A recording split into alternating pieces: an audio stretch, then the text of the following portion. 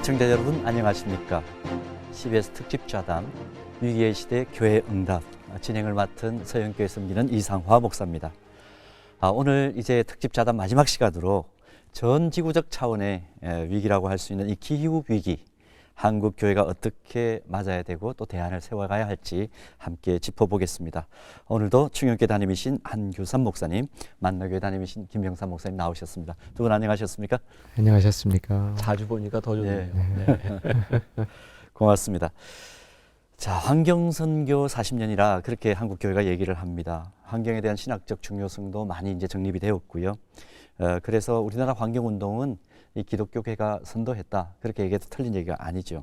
1981년도에 공해문제연구소를 설립을 했고요. 92년도에는 한국교회 환경연구소 이름을 바꾸면서 우리 사회 환경 문제를 계속해서 이끌어가고 있다, 선도한다. 그렇게 해도 과언이 아니겠습니다. 자, 하나님의 창조를 믿는 우리 기독교 신앙에서 이게 어느 정도 중요할까? 창조 신앙에 대해서도 좀 말씀을 해주시고 창조 신학에 대해서도 좀 말씀을 해주시고 어떤가요? 창조 신학에 있어서는 당연히 생육하고 번성하고 다스리라. 이 하나님이 다스리라는 권한을 준 것을 인간이 남용한 문제로 여태까지 쭉 정리해 왔고요. 그것은 이제 정확한 정립이라고 생각합니다. 근데 이제 조금 더 강조해야 될 부분이 이제 신학적으로 보면 창조 신학뿐만 아니라 언약 신학이죠. 하나님이 하나님의 백성과 언약을 맺을 때 나를 경외하라, 섬기라, 내 계명을 지키라. 그 다음에 하신 말씀이 내가 만들어 놓은 창조의 질서를 잘 유지하면서 그 안에서 이 하나님의 주권 영역을 넓혀가라. 이렇게 했죠. 그 다음에 이제 네 번째가 이웃과 더불어 잘 살아라. 이게 이제 신명기 10장 얘기인데, 그 중에 이제 세 번째, 그러니까 이 환경을 잘 이제 다스리는, 환경과 함께하는, 보존하는 이런 요소들에 대해서 우리가 등한시한 이런 결과로 생긴 것이다 보면 당연히 환경 문제를 교회가 다뤄야 될 책임이 있다고 볼 수 있겠습니다. 김영삼 목사님, 이런 교회가 근본적으로 설립 정신 자체가 주님이 생명보호 또 이 우리가 빌려 쓰는 자연에 대한 어떤 기본적인 생태학적 인식 이런 것들을 가지고 교회는 지금 시작이 됐는데 지금 한국 교회가 선도는 해왔지만 이 일에 지금 앞장서고 있다고 일단 냉정하게 한 평가를 한번 해주시죠. 하나님께서 이제 세상을 창조하실 때 창조하시고 하신 말씀이 늘 있었어요. 보시기에 좋았더라. 보시기에 좋았더라. 그러니까 이제 창조의 굉장히 중요한 원리, 우리 신앙의 굉장히 중요한 원리가 하나님이 만드신 이 세상과 모든 관계가 보기에 좋은 모습들을 유지해야 되는데, 그러니까 이건 뭐 단순히 기후 이런 문제뿐만 아니라 우리의 전반적인 창조의 영역에 있는 거죠. 그런데 우리들이 보시기에 좋은 하나님의 나라보다는 우리의 욕심을 채우기 위한, 그러니까 우리가 흔히 얘기하는 교회의 타락, 우리의 신앙의 타락이라고 하는 것은 하나님의 관점이 아니라 우리의 욕심이 우리 속에 들어옴으로 인해서 일어난 일들이겠죠. 근데 그게 지금 너무 만연돼 있는 거죠. 사실 이런 이야기를 하는 저도 굉장히 두렵고, 우리 교회, 우리의 신앙 이런 모습들을 볼 때 우리가 얼마나 많은 그 욕심, 우리들의 이기적인 욕망들이 들어와 있었는가. 그리고 이건 뭐 사회적인 이 환경 문제나 교회나 동일한 것 같아요. 우리가 70년대, 60년대, 70년대, 80년대 막 이렇게 산업화되면서 우리가 추구했던 게 뭐냐면 잘 사는 나라잖아요. 잘 살아보자. 그러니까 잘 살기 위해서 우리는 다른 주변에 신경 쓰지 못했던 거죠. 성공만 하면 모든 과정들이 다 이렇게 용납이 됐으니까 교회 안에 똑같은 일이 있었던 거죠. 교회조차 너무 편의 위주로 가는 것 아니냐. 너무 편리한 것을 너무 추구하다 보니까 자연에 대해서 좀 훼손해도 우리가 편리하면 괜찮아. 좀 이런 의식을 좀 어떻게 바꿀 수 있을까요? 한 목사님. 어려운 문제이긴 하지만. 네, 어려운 문제죠. 저는 교회가 이 공공에 대한 책임 의식을 더 많이 더 잘 이제 갖춤으로 이 문제에 접근할 수 있다고 생각을 하는데 현실적으로 이 이슈들이 너무 많아서 그 이슈들을 이렇게 작게 정리하는, 그러니까 작은 일부터 할 수 있는 것과 지금 이제 신학적인 큰 개념의 정리서부터 그다음에 이제 정책적인 문제, 우리가 실천적인 문제인데 이제 교회가 가장 강점을 갖고 있는 건 이 실천 쪽인 것 같습니다.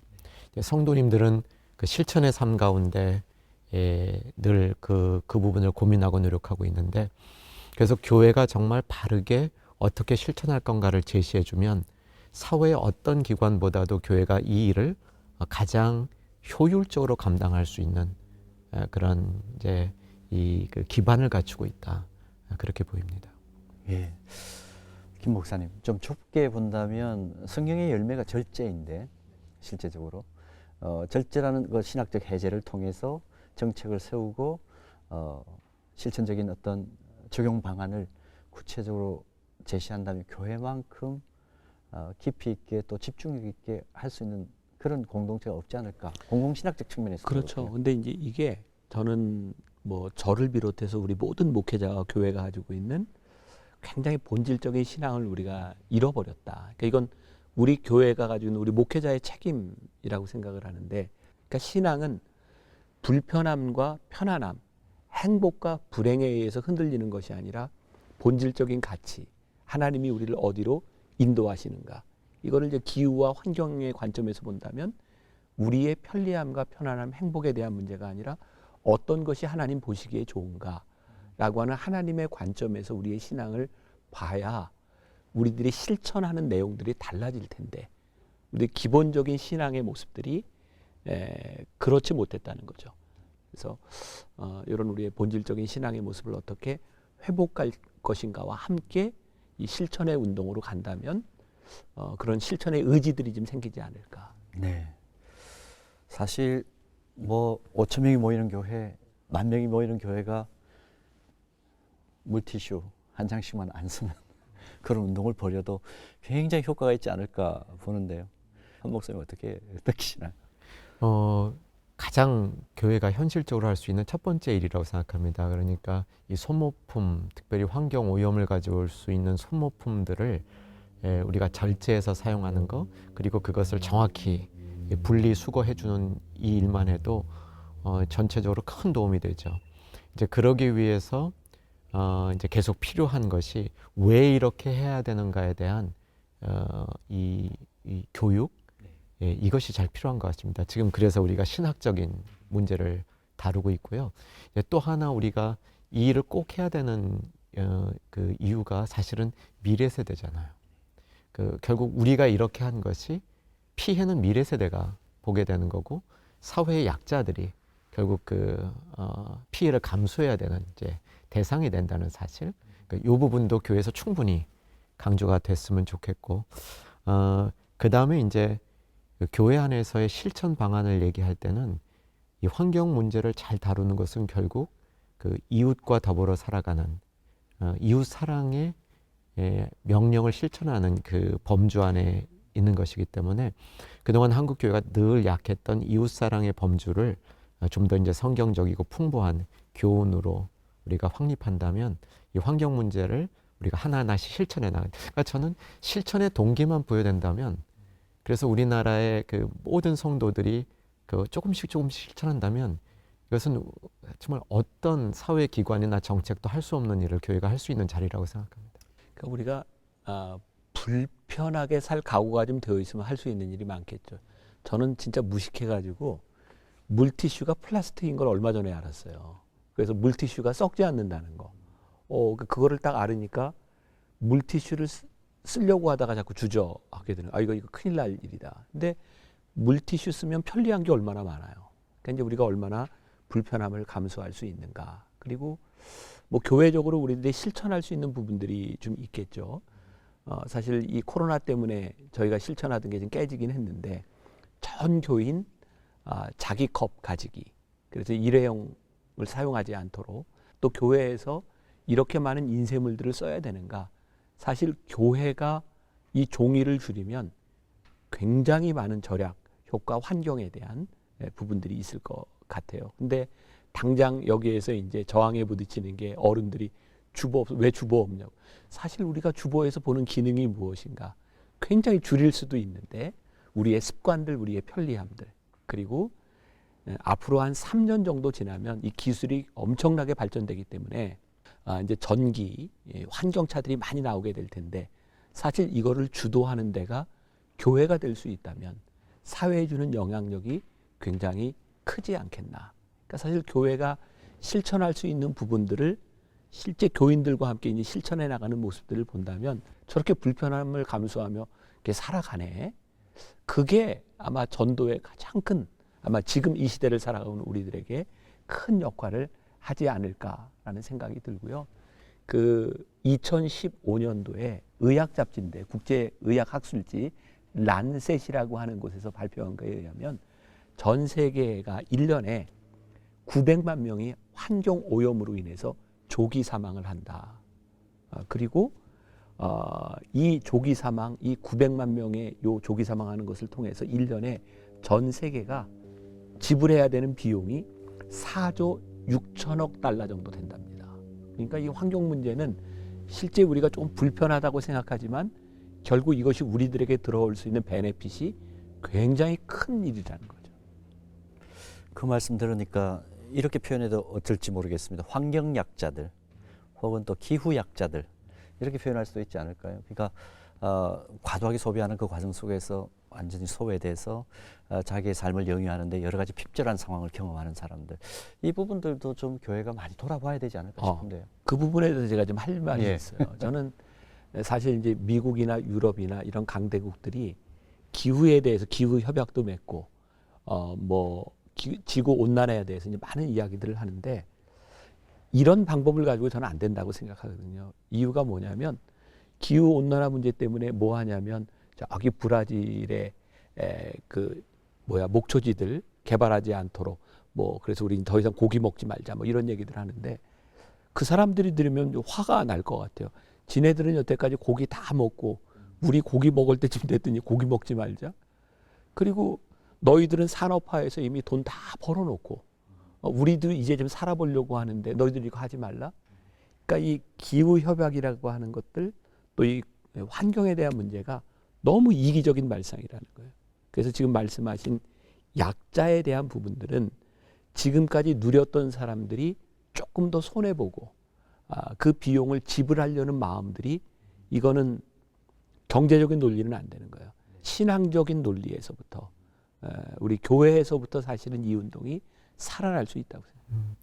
그 참 좋은 이 화제를 던져주셨는데 환경 문제로부터 그 환경 약자를 돌보는 문제, 이 부분이 정말 교회가 깊이 신경 써야 될 부분들. 이제 교회가 이걸 통해서 목사님 말씀하신 대로 이 대사회적인 어떤 교회의 그 신뢰성을 회복할 수 있는 좋은 계기가 되는 거 분명히 맞는 것 같고요.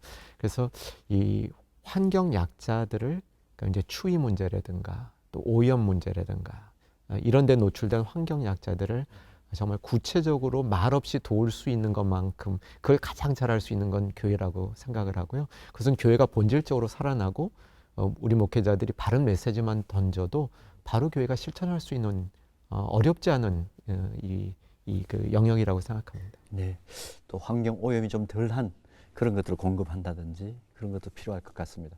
자, 그런 차원에서 또 본다면 조금 더 이제 장기적인 미래를 놓고 볼 때 교회가 다음 세대들에게 좋은 환경 교육의 장이 되지 않을까 그런 생각이 드는데요. 주일학교 사실은 교회학교 커리큘럼이나 교과 과정 안에 이런 것들이 이제 들어와야 될 때가 되지 않았을까요, 목사님? 사실 교회 전반적으로 이 환경에 대한 문제를 얼마나 중요한 것으로 인식하고 있는가. 사실 이제 그 교육이 어른 세대에는 참 힘들 것 같아요. 왜냐하면 살아왔던 삶의 습관들이 있으니까. 근데 지금 아이들에게 그런 교육을 시킨다고 하면 다 커서 삶의 습관이 익숙해져 있는데 이거 바꾸려면 너무 힘드니까 아이들에게 성경적 가치관으로 이 환경 문제에 대한 교육을 시키는 것. 그런 면에서 보면 지금 우리가 이 얘기하고 있지만 이 교단 개혁부터 일어나야 되는 거죠, 지금. 진짜 교과 과정을 짜시는 분들이 이게 지금 의식의 개혁이 일어나지 않으면 또 이미 잘하고 있는데 하고 좀 아울소싱하고 연대를 했으면 좋겠다 하는 그런 바람이 좀 더 커집니다. CBS 특집자담 위기의 시대 교회 응답 3부에 걸쳐서 한국 교회 전반 그리고 또 다음 세대 기후 위기의 현실을 살펴보고 교회의 대응과 앞으로의 전망 또 대안을 짚어보았습니다. 이제 마무리하면서 두 분 목사님께 이게 지금 사실 설날에 방송되는 프로그램 아닙니까? 그러니까 득담도 해주시고 또 한국교회 좀 희망을 좀 얘기해 주시면 좋겠습니다. 짤막하게 마무리를 좀 해주시면 어떨까요? 한규선 목사님 먼저 말씀해 주시겠습니까? 저는 이제 오랫동안 해외 교회를 섬기다가 우리 한국 교회를 이제 담임하게 됐는데 저는 한국 교회 정말 소망이 있는 것 같습니다. 그리고 우리나라가 이제 선진국이 됐는데 그 선진국 안에 우리나라 속에서 우리 한국 교회들이 감당해야 될 일들이 많이 있는 것 같습니다. 낙심하지 마십시다. 낙심하지 말고 계속해서 우리가 주님께 우리 눈을 고정하면서 올 한 해도 힘있게 같이 더불어 달려가는 잘 연결된 한국교회 될 수 있기를 소망하며 축복합니다. 뭐 저는 이제 역사를 좀 공부하다 보니까 그런 생각을 하게 되는 것 같은데 특히 기독교 역사를 통해 보면요. 2000년 동안 정말 개혁들이 수없이 일어났어요. 그리고 우리가 잘 아는 사사기에도 보면 야 어쩌면 저럴 수 있을까 싶을 정도로 죄 짓고 회개하면 하나님이 사사를 보내서 구원해 주시고 그래서 저는 어떤 면에서 지금 한국교회가 바닥을 향해 가고 있잖아요. 조금 더 내려가도 괜찮다고 생각해요. 왜냐하면 바닥에 딱 닿으면 차고 올라갈 수 있거든요. 중요한 것은 우리가 개혁의 주체가 되느냐 개혁의 대상이 되느냐겠죠. 그러니까 오늘 설날 함께 있는 여러분들 개혁의 대상이 아니라 개혁의 주체가 되려는 마음이 있다면 하나님이 귀하게 쓰실 것 같아요. 네, 두 분 교회의 미래 또 교회의 희망이 되는 말씀 그동안 나눠주셔서 감사합니다. 함께 또 우리 시청자분들 고민하시면서 더 깊이 기도해야 될 것들 또 실천해야 될 것들 아마 붙잡지 않으셨을까 싶습니다.